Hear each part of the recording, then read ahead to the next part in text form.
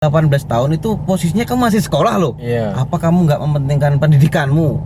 Karena kamu sekarang saat ini lebih memilih ke pekerjaan. Iya. Apa kamu nggak penting pendidikan itu bagimu? Menurut aku enggak sih. Oke. Misal anak nggak suka pelajaran matematika, ini ya. Terus orang tua besok ayah kamu lesin biar kamu bisa matematika. PA. Orang nggak bisa kok dipaksa. Ya mungkin seorang guru juga bangga ya kalau ngelihat muridnya sukses di usia 18 tahun udah bisa kebeli. Menurut aku banyak sekali orang yang bergelar ya, tapi dia mensalahgunakan gelar itu.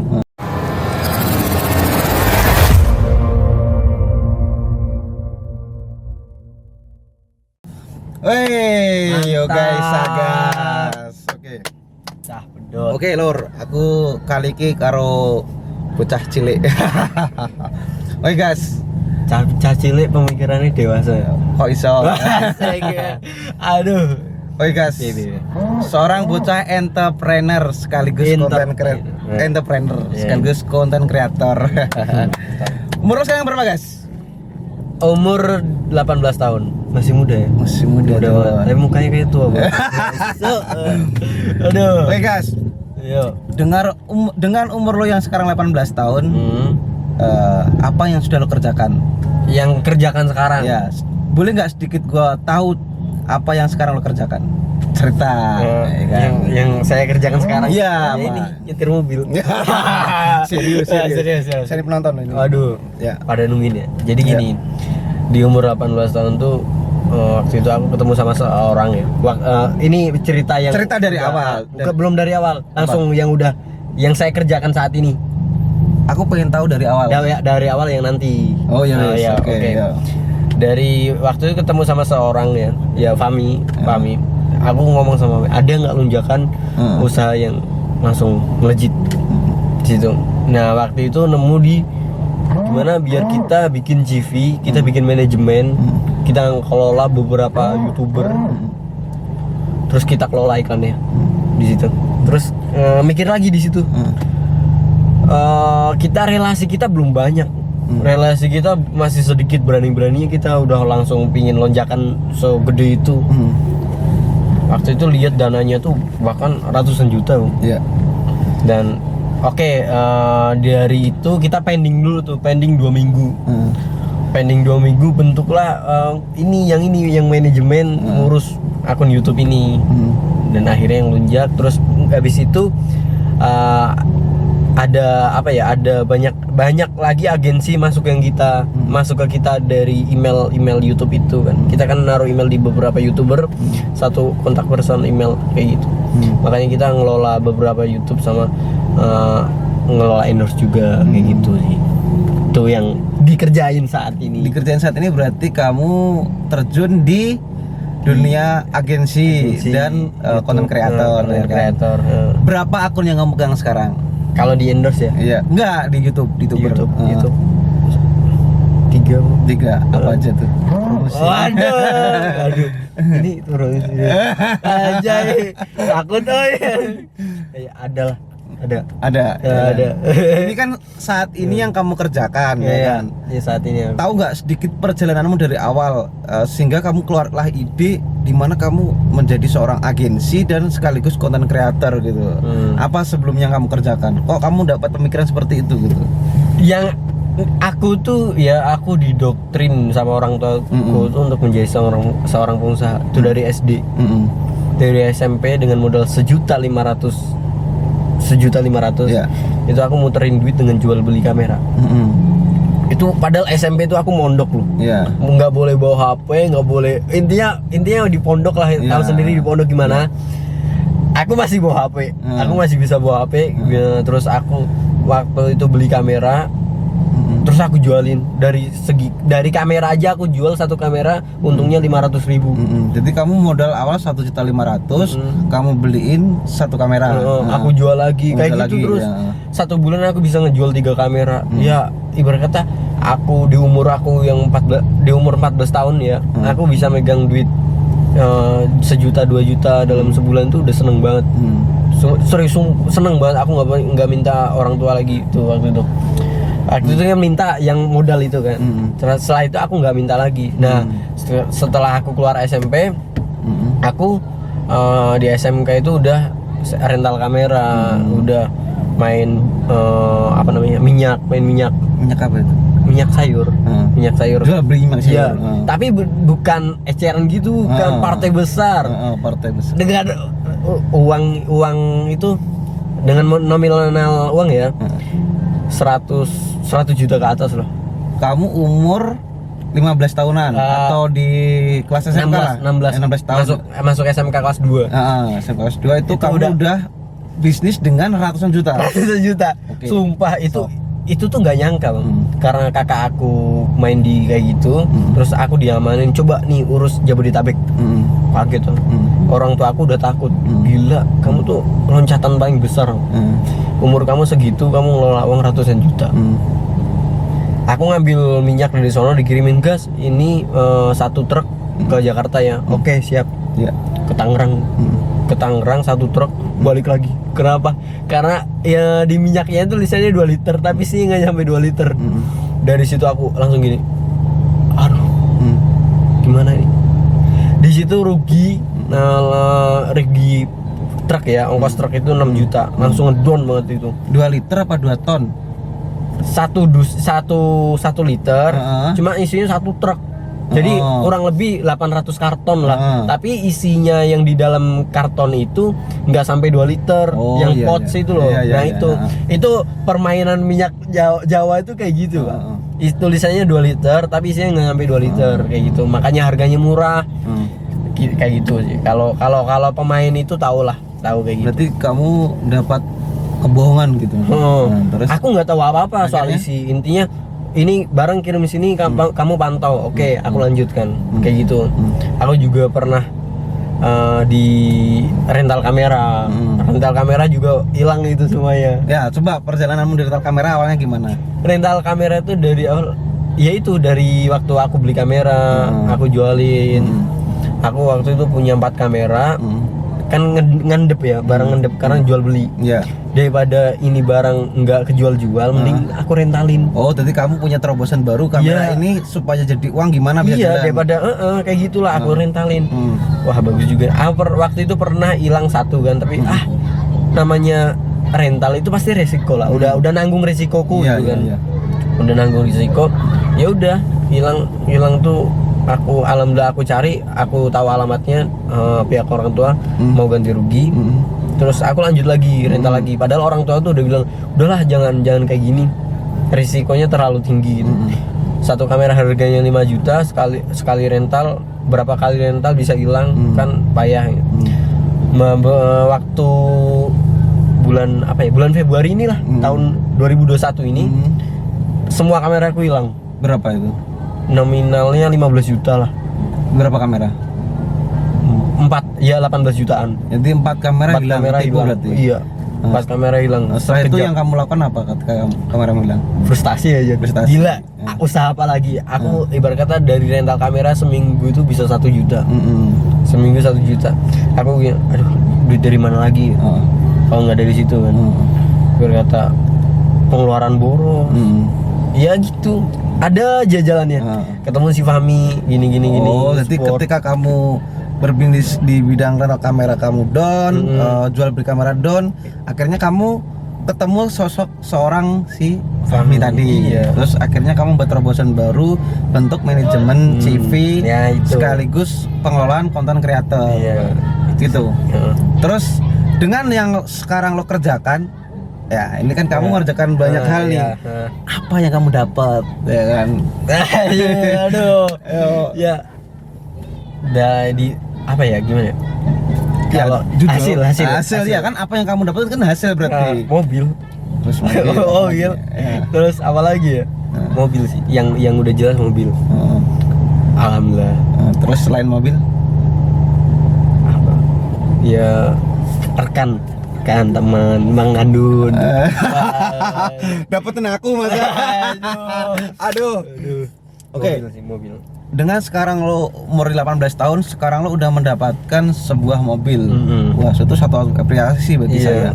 Cuma gini, seharusnya ketika lo umur 18 tahun atau umur yang masih muda, apa lo nggak berpikir gini, nih aku masih muda loh, gue tuh harusnya masa-masa mudaku tuh aku habiskan dengan mungkin ya bermain-main lah sama teman-teman lo, atau menghabiskan masa muda dengan kenakalan lah gitu kan. Atau yang kamu kerjaan harusnya 18 tahun itu posisinya kamu masih sekolah loh.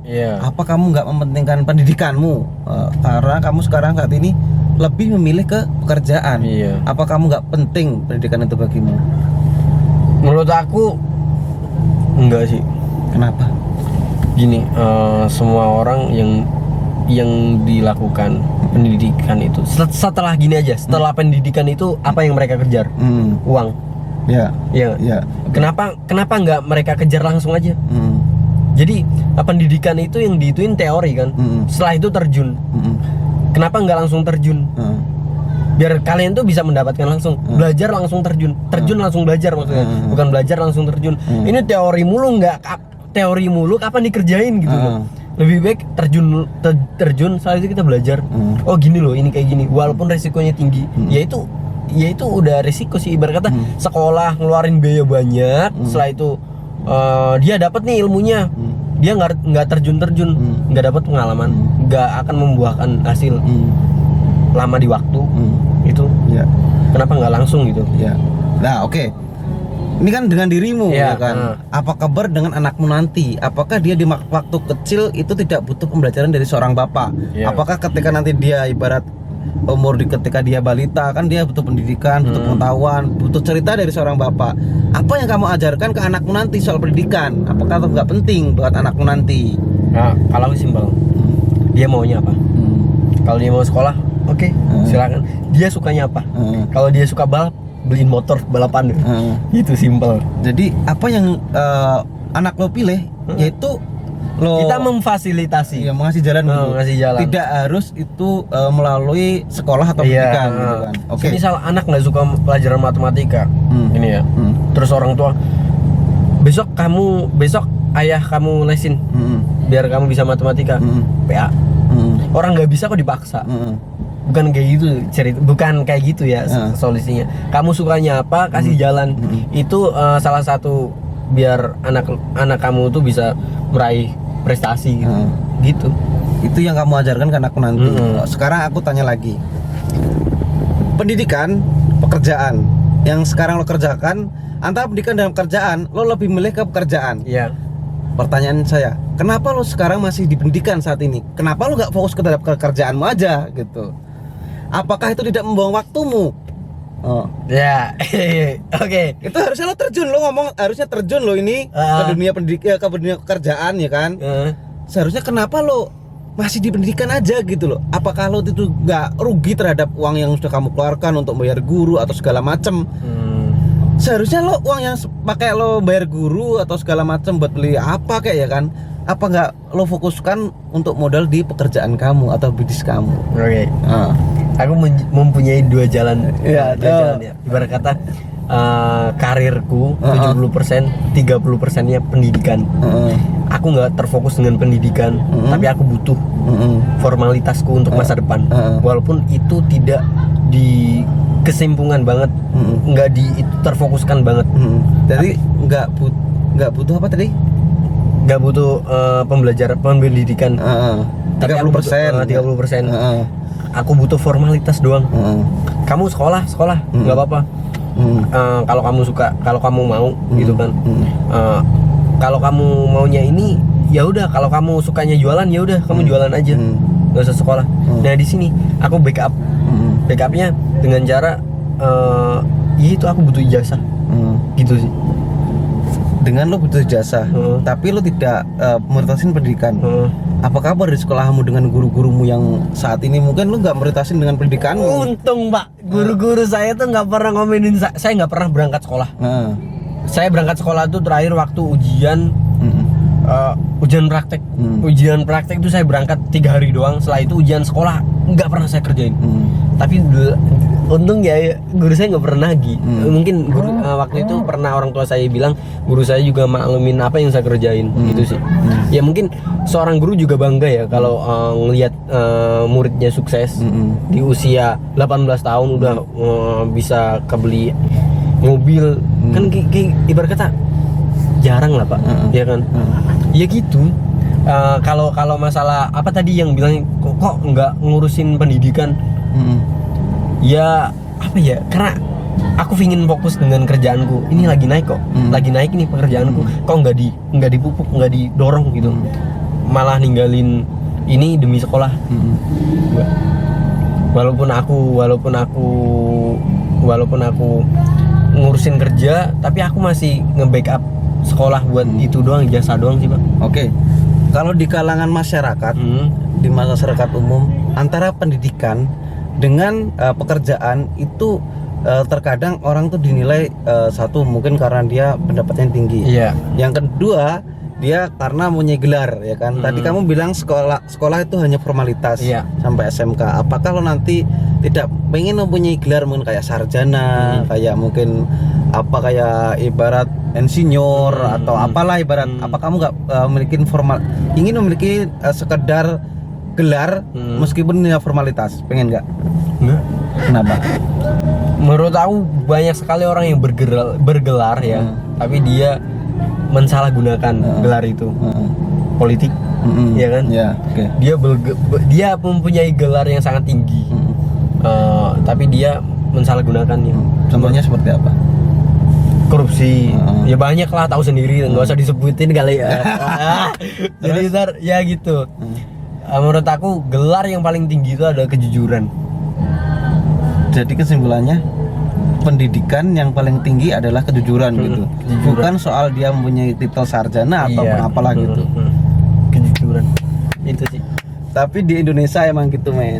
Kita banyak orang yang bergelar, banyak orang yang pintar tapi orang-orang yang jujur, ya kan? Nah, itu makanya. Kalau itu saya setuju, tapi setidaknya ini jangan dicontoh ya buat teman-teman semua yang mungkin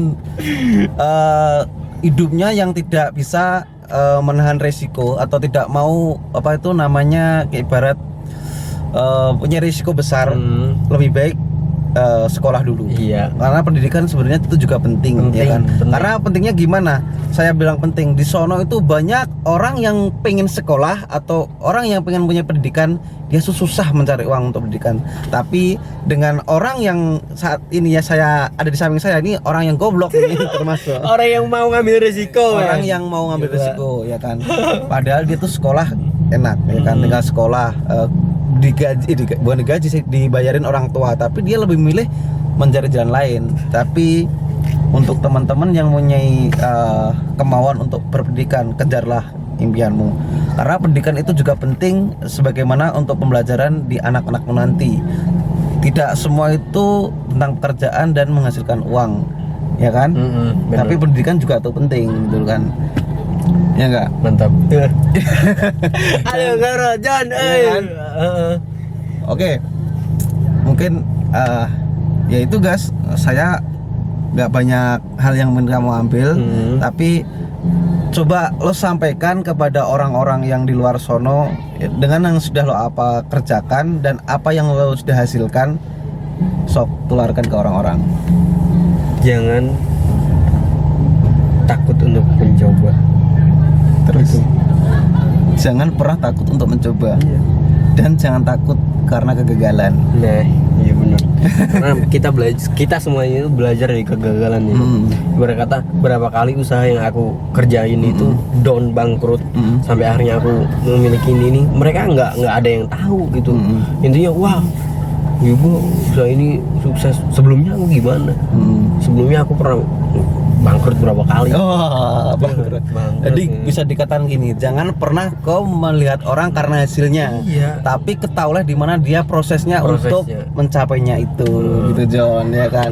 Jadi jangan sampai lo ngajak orang, wah enak ya, orang itu naikannya mobil, hasilnya gede. Naik mobilnya banyak tekanan walaupun udah dibayar ya gitu.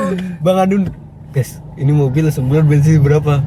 1.500.000 bang, bengek kan kalau denger buset dah. Oke guys, mungkin itu aja yang saya dapat dari lo.